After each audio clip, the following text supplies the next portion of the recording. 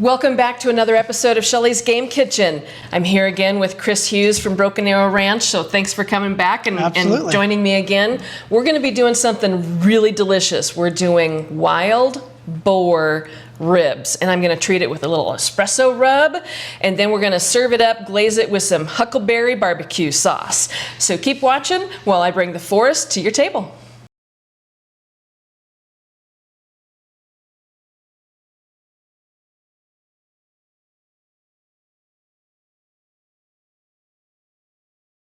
So Chris, you brought me this wild boar from South Texas. And the packaging, I want you to kind of explain what this paper is, because this is not just freezer paper. This is some special paper. Would you explain what that is? Right, so all of our packaging, all of our meats come in a vacuum sealed package. And so that vacuum sealing is really a good way to just help preserve the quality of that meat, throughout the, the shipping process and storage process in your own refrigerator. It just keeps all the air out of it and just helps overall preserve the quality of that meat. Perfect. But if that vacuum seal, if that little plastic pouch gets punctured, now you ruin the seal. You let the air get in there. So what this is bone guard. So with ribs, we've got the rib bones. Yeah, you've got the cut rib there, right. And without the bone guard, you would get a small puncture in your packaging that might help, that might compromise the quality of that meat. Right. So we put this bone guard on it when it packages so that the little sharp ends don't puncture your package. Nice, okay. Yeah. So I notice it's just a little bit thicker and it's got some weight and heft to it. So that was very interesting. Right, exactly. So it's kind of this woven, not quite wax, but just kind of a nice thick piece of paper that goes over the bones and protects that. Yep. So now when you process the ribs, there's a little bit of silvering on the back, and there's a controversy between whether you remove the silvering on pork ribs or not. I'm remove that silvering on the back because you can get the seasonings more into the meat that way. Right. You can get the seasonings more into the meat that way, and also, the slow cooking that you do with ribs is really to kind of break down the collagen and help tenderize that part of the meat. Right. But this connective tissue that you have on the back of the ribs does not break down. Exactly. It's just gonna stay there no matter how long you cook it or how well you cook it. So and that's why we want to remove it. So you've got a technique. Please show us and the viewers your technique. I'd love to learn your technique. Sure, absolutely. So really what I like to do is take a little butter knife, something like that, something not real sharp. Yeah. But really what you're trying to do is just push underneath the little thin membrane with the butter knife. Start at that bone because that helps to get into the meat. Exactly. And so you just kind of push under there until you can get just a little bit of this going. And you can see that membrane right there separating from the meat. And then the other trick is, this is pretty slick stuff. So paper towel. Good trick is just use a little paper towel and you kind of grab the edge that you started. And then it's just easy to pull it. And then it just starts all pulling back right there. And you don't have to necessarily you want to get as much of it as you can off, but you don't necessarily have to get all of it off. Yes. So if it breaks, you just kind of go start again. And do it. Find another little edge. So while he's doing that, let me tell you what else we're going to pair with this. So like I said before, we're going to do a espresso rub. But one of the things that's kind of interesting is on a molecular gastronomy level, carrots are aligned with coffee. That's incredible. I know.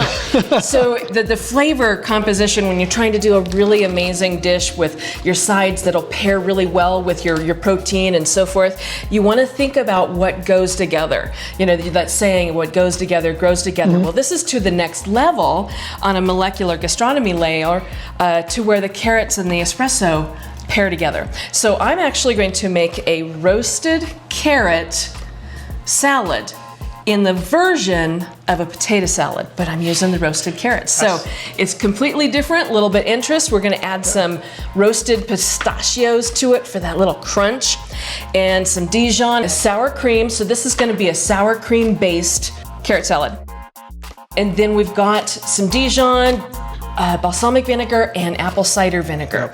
So everything's going to kind of pair together. And this is another little inside secret. So when you're making a side dish to pair with a main entree, if you use a little bit of the same seasoning that you're doing on your entree in your salad dressing or in your side dressing, if you're tossing potatoes or whatnot, add just a little bit of that same seasoning.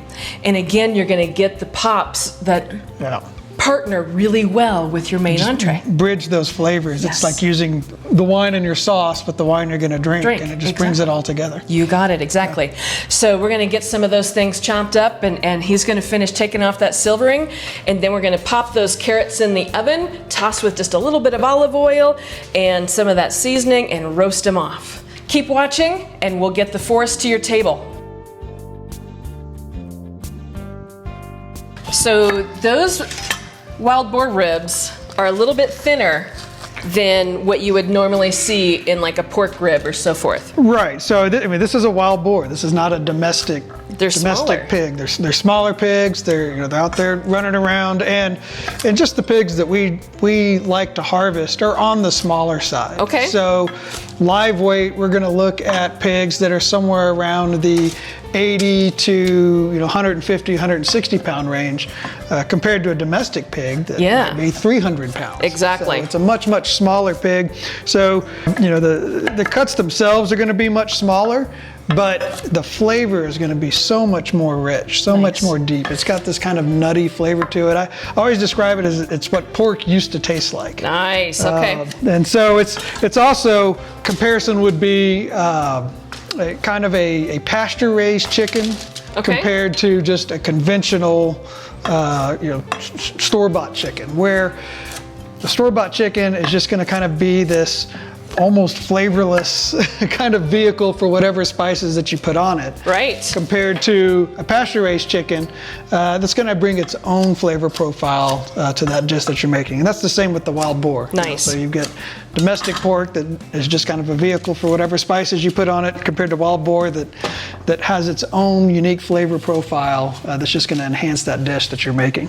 I love it. Okay, well, let's get finishing prepping these up, and then we're going to let them kind of sit with that espresso rub and kind of dry rub, marinate them in the fridge. So that'll just take a couple of hours, and then we'll get them in the oven. Be ready for dinner. Get ready for dinner. This is going to be one of those different things that I'm doing, because so many people they put them on the grill or they just smoke them. And there's a lot of people that don't have a smoker. Say you're in a small apartment or whatnot. So it's actually really easy to do them in the oven. Again, it's going to be that lower temperature, and then we're going to take them out and glaze them, and then get that caramelization going under the broiler. So it's actually really simple. So stick around while we get that cooking.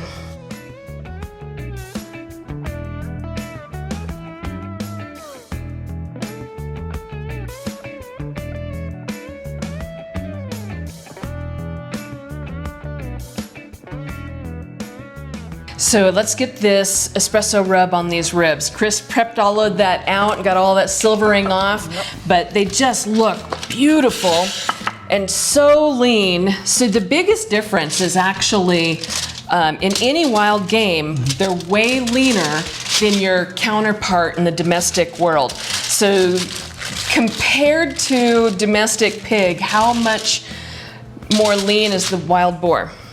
It's kind of tough to say, percentage-wise how much leaner, but and there is some variation from animal to animal. It kind of depends on where they've been foraging. Yeah, exactly. But in general, you're going to find fat content in a pig to probably be somewhere around 10%. 15% compared to a domestic pig, where you're almost just cutting fat off of the top of it to get it down to 20%. Yeah, to get it down to some meat that's actually going to have some flavor. Exactly. And don't get me wrong, that's good. I mean, I love a domestic pork rib. That's great. That has its place, but it's different. It's even though they're the same animal. They're almost just completely different in how they need to be prepped and how they need to be that makes sense. Cared for. Exactly. So what we're going to do is, seeing how we've that's the other reason, like, I want to take off that silvering on the back, is so you can actually get your seasonings deep into that meat and massage it into that meat. Yep. So this espresso rub, I know there's a lot of people that they either love them or they hate them, but this one that I've made is got 12 different seasonings in it. Yeah, it's great. So it's got a great aroma to it. Yeah, thank you. So it just has so many other elements to it. It's not just coffee. That's not your first thing that you get on your nose or even on your palate. But what the coffee does is it brings that kind of caramelized notes to the spice and to the meat and so forth. There's an earthiness there that really pairs well with, thank you, exactly. with the wild boar, the pig. They say grows together, goes together. Yes. You've got the pigs that are out there, living off of the land. Get a little bit of that earthiness in it. Yes. So I've seasoned both of those sides and just kind of gently massaged it in there. Then what we want to do is kind of cover this with a little bit of plastic wrap and refrigerate it. You can go overnight or at least a couple of hours. You really want to get that dry rub into that meat and season it. So let me get these into the fridge and we'll come back with the already marinated ones. So, by the miracles of television, I already prepped one of these out and had them kind of in the fridge and marinating with that dry rub. And you can see the difference as it really got in there and kind of created this wonderful little caramelization with that dry rub. Now, to prep it for the oven, I'm going to cover it with tin foil and really kind of get that to where when we're cooking it, it helps to break down all of that, the meat and the tendons and so forth. So I'm gonna cover that up and then we're gonna pop it into a 350-degree oven for about 2 hours. I am gonna come back and check it in an hour and a half. But if you want to do this at home, like maybe at 300, you can just maybe go for a little bit longer time. But they're thin and lean, so low and slow is the optimal. Right. But we're going to do these at that temp and for that time. As I'm putting this in the oven, would you explain to everybody about that wild boar? Right, absolutely. So, the wild boar in Texas are a big problem. I think there's something around 4 million wild boar now just roaming all around the state, and they're very destructive because part of the way that they eat is by just rooting in the ground for roots and for grubs and whatever else that they're going to find, the acorns. So as a part of that rooting process, they're just destroying these poor farmers in their agricultural fields. They'll come out in the morning and their entire crops have just been mowed down by these wild boar. They're really trying to figure out a way to control that population. The other issue is that they multiply very, very, very, very quickly. Fast. Okay. So it's just this kind of population bomb. It just keeps on growing. It keeps on growing. You can't take them out fast enough. So by eating the wild boar, eating this invasive species, this is one solution to the problem. To kind of help out all of the actual environment and the agricultural side. Exactly. Because they get in there, and I know if they've got a cattle ranch, heard from my other friends in Texas where the holes, they'll dig these, bore these holes that not only damage the agricultural side, but the cows will step in those holes and break their legs. It's just, they're detrimental, and they're actually an invasive. They're not natural to Texas. No, they're not natural to the Americas. They're brought over by the Spanish in the 1400s, and then by later pioneers, and just even with domestic pigs today that are escaping. That's what you're getting out there, and these are truly wild boar.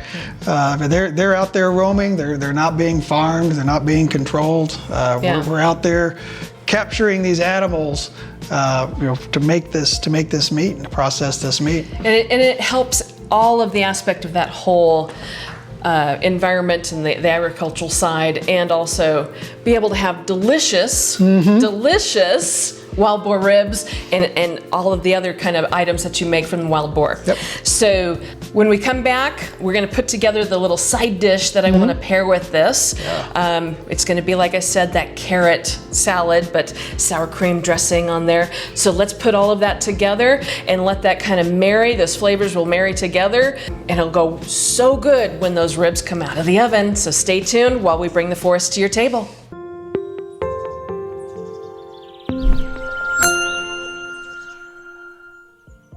So Chris, if I can have you trim up some of these scallions, and I do want the green and the white parts. Okay. So I'm going to put the dressing together. If I can have you kind of trim that up and put that in that bowl, and then we'll add everything all together. So this dressing is so simple, but very flavor packed full. So it's a sour cream base. We're gonna start with that. I'm just gonna add the sour cream to this bowl. And then we've got a little bit of balsamic vinegar and some apple cider vinegar. And you know me, I love my whole grain Dijon. Good flavor. Exactly, it brings so much to the table. So I'm just gonna blend those things together. And then I'm gonna add some fresh dill. We've got pistachios as well. And then we'll add those fabulous roasted carrots. And this is just chopped fresh dill, finely chopped. You don't have to be real particular with it. Those look great. We can probably just add those right into here, huh? Awesome. Perfect. I love it. Absolutely wonderful.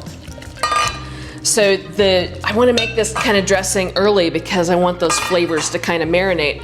And like I said before, we kind of want to pair with that espresso rub on the ribs. So I'm just going to add a little pinch of the espresso rub as well. Good idea. To the dressing. And again, that will kind of bloom in that sour cream and really come alive as well. So, good. Yeah. And then it's all things. So this is a fun kind of play on the potato salad that normally goes with ribs. Right, Exactly. Sometimes you want to maybe not have so much carbs with the potato salad, or you know, you got an abundance of carrots. Like some of my clients, they plant way too many carrots in their garden. There's an abundance of them. This is another fun way that you can utilize a carrot, but roasting it to where there's still a little bit of a tooth to the carrot, and letting it completely cool before you put it into your dressing. And it all comes together. You'll have that wonderful crunch from the pistachios, the creaminess from the salad dressing, but it's a little bit interesting, and it's gonna go great with that espresso rub ribs. So stay tuned, and we'll get the salad dressing and the carrots all together. We've got those ribs, those wild boar ribs, ready to come out of the oven, and I'm gonna put a little Huckleberry barbecue sauce glaze on them. So let's get that going.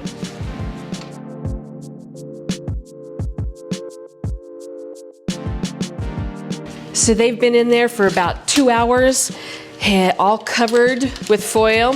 And now I'm gonna take the foil off and glaze them. Oh my gosh, do those look amazing. Perfect. Now what we're gonna do, I've got this Huckleberry Chipotle barbecue sauce. And so I'm gonna put the recipe on the screen here for you, and you can see how I made it. But it's super simple, and you can actually make it a little bit more spicier. If you want more chipotle, you add more chipotle. But these are wild huckleberries. If you can't get wild huckleberries, you can substitute blueberries. They're in the same family, completely different flavor, but they're in the same kind of family, I guess you would say, of the berries. So yeah, we're just gonna kind of glaze those a little bit, and then we're gonna put it underneath the broiler for just a few minutes, just to kind of caramelize that on there. It smells awesome with that espresso rub. Can't wait to dig in. It's sizzling away. I don't know if you can hear that even on the pan there. So I think that looks good. Okay, that looks great. Let's get them back in the oven.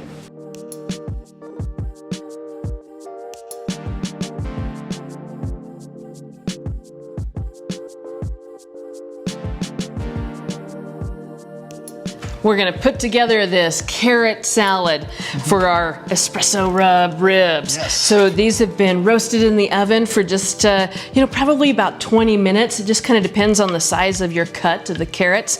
And we're just gonna take those and kind of toss them into that dressing that we made earlier. And then we're gonna add some of these fabulous pistachios as well. Looks good. Yes, I can't wait for you to try this. So I kind of taught you something new with the espresso and the coffee and how it reacts with carrots. Yeah, I'm excited to try this. I haven't heard that before. Awesome. Love to have people have new things. New experiences. Exactly.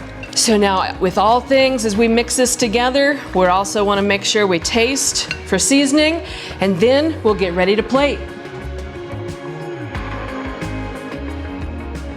Let's get those ribs out of the oven, and I can smell them. They're nice and glazed. Smells great. I'm excited. Yes. Whew, and hot. Hot Boy, and fresh. howdy. Yes. Yep. So what I'm going to do here is actually kind of take that off. I'm going to get another hot pad. Ooh, yes, they smell wonderful, right? Yep, looking good. Good. Nice to have the meats pulled away, pulled up the bone a little bit. You know, that's a good sign that they've been cooked through. Cooked long enough? Yep. Exactly. Perfect. I love it. So let's get one of these up here.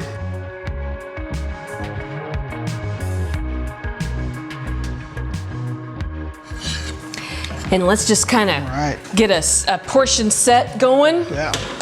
I like to just kind of go in a couple of ribs at a time. How about you? Yeah, exactly. Because they are, you know, it is a smaller slab of ribs, so even just kind of pairing them, you know, 2 ribs at a time works pretty well. Whoops. Sometimes it's easier if you can go from the backside to be able to see. You can actually see the ribs and go exactly. That's why I like to turn it over when I cut it through. And there's usually just a little bit of that breastplate that's down there that you just kind of have to just push through. But when it's cooked, that cartilage will just break right on. Let's get my bigger chef knife to cut through it, because I think that'll be easier. Just grab me that, Chris, please. Perfect. Thank you, sir. Yep. A little bit more chef action. Right, there we go. Yep. That works. Yep, slices right through. Yes, it does. Just those small utility knives are not what we needed. So let's portion that up here. Some beautiful, right? Perfect. Yes. And then, let me have that towel for a second. Let's get some of this wonderful carrot salad on our plate. It's got all of that beautiful sour cream sauce with some fresh dill. And I want you to try how that is. We got to get you a fork. Yeah, beautiful. Clean up that plate a little bit. Make it pretty. Make it pretty. There we go. All right. Yeah, dig into that. Try that. Salad. Yeah. Isn't that interesting? I like that. That's very interesting. And different, and another way to utilize carrots. Yep. So here, use that knife and get into those ribs. Yeah, you got that nice sweetness from the carrots, and then some of the vinegar, and then some of the that espresso coming through. Perfect. Exactly. Yep. We want to have all of those flavors kind of come through, and it makes a beautiful marriage and a composed plate. Yep. Get the ribs. Wow, perfect. Yes? Yeah. Right off the bone. Yep, that's great. I got to get in there and try me some of that. Yeah, very good. Oh, wow. That is just a... You can taste that kind of nuttiness. Yes. Comes from the wild boar. But such a beautiful, clean meat. Yeah. I love it. This is fabulous. So thank you for watching this episode of Shelly's Game Kitchen. I've been here with Chris Hughes from Broken Arrow Ranch doing wild boar ribs with an espresso rub, huckleberry barbecue sauce with a carrot salad. Tune in next time while I continue to bring the forest to your table.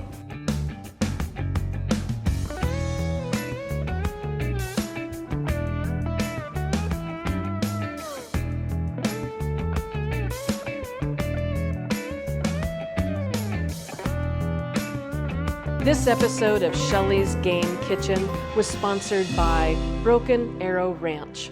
Go to brokenarrowranch.com.